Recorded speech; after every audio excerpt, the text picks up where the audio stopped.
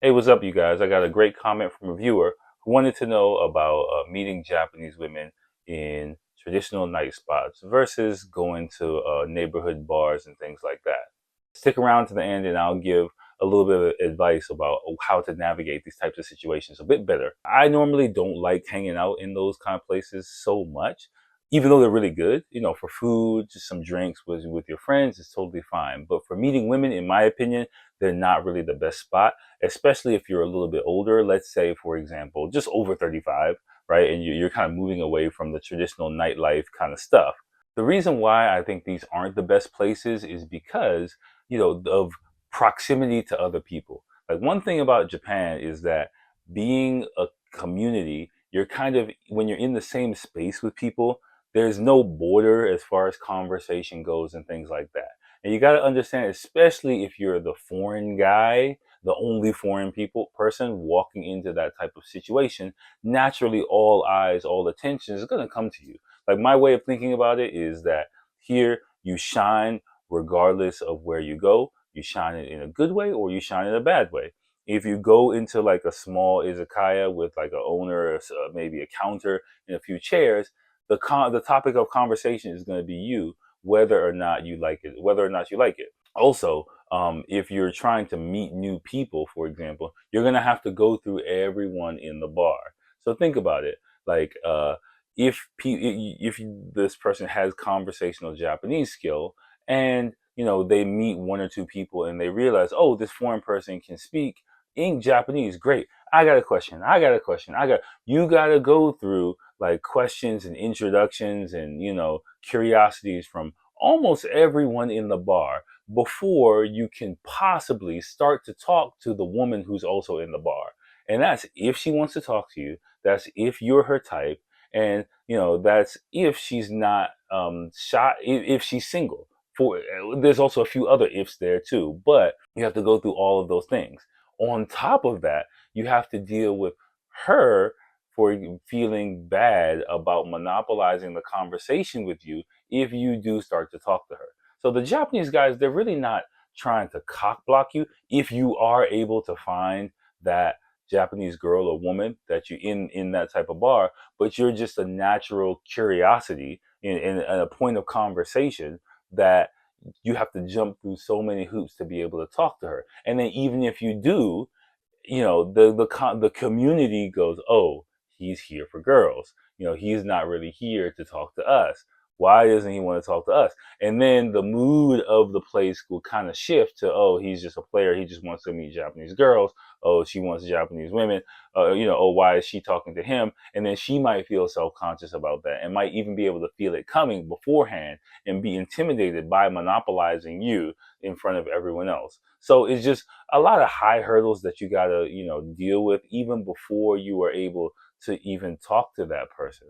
And so when I was single and things like that, that just environment wasn't really conducive to me meeting someone.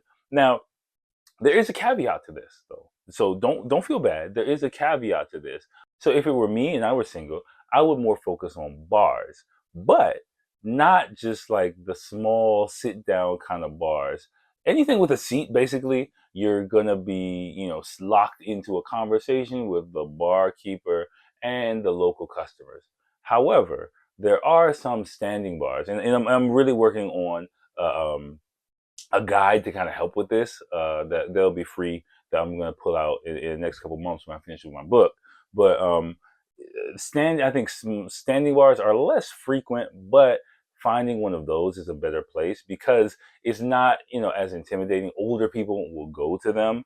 They're a little bit more casual, funkier places that you will be able to mix and meet a lot of different people, and also the hurdle for random people coming into joining your conversation is a bit higher, right? But if you kind of have your territory, it's a lot easier to serendipitously start talking with someone in your vicinity. It's not so much like you can kind of walk across the room and approach someone like you might be able to do in the West, but I'm very much, I was, and I still am, not like I do it, but just I think it's one of the best socially acceptable ways to meet women is what I call premeditated serendipity. I forgot my official name for it, but basically, you and Japanese women are mutually creating situations where by chance you start talking with each other, start interacting with each other. It might be sitting near each other, not next to each other, near each other, or going in the vicinity of the person, or going to the bathroom, or being in a corridor at the same time, or something like that, right? Where, of course, I'm not saying like stalking these chicks or anything like that, but you're creating where you're in a kind of isolated space or sharing a mutual interaction that opens the door for you guys to start interacting in a seemingly natural way. And then that could lead to further interactions later on in the night, or continuing the interaction, which would then allow you guys to start talking, seeing if they're your type, stuff like that. And small standing bars, depending on which city you're in.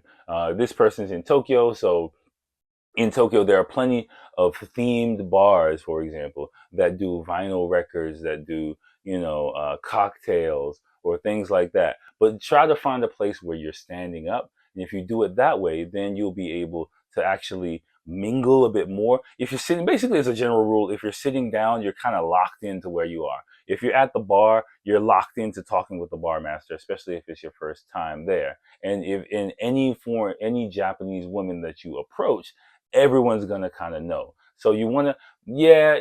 I've talked about it, but in the past, being being cordial but elusive is a skill that you're gonna need, because you want to not be seen as intimidating and standoffish to all the Japanese people, but you don't want to be too accessible, because then everyone's gonna kind of swarm you.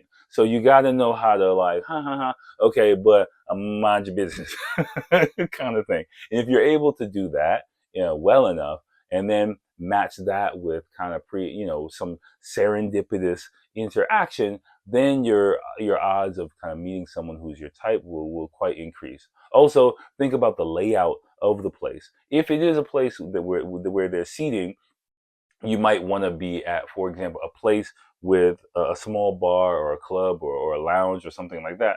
If there are tables, you want to position yourself in a table that's in the vicinity of other tables. That gives you more of a chance of meeting someone. Now, you don't want to be like looking around all over the place, right? Or, on your P's and Q's waiting for someone to sit down. Let's give it time, let it marinate, enjoy yourself. And then, whether you go to the bathroom, whether you ask for something drops, or you notice something at the other table, you can ask what they're drinking, things like that. Simple, sprinkle a little interaction, let it marinate, sprinkle a little more interaction, and then naturally let things progress. I think that's a better way of approaching these type of situations. If I were in your shoes, let everyone know. Let us know with the like of the comment what you guys think. Here's another video for you guys. Thanks as always, and I'll holler at you soon.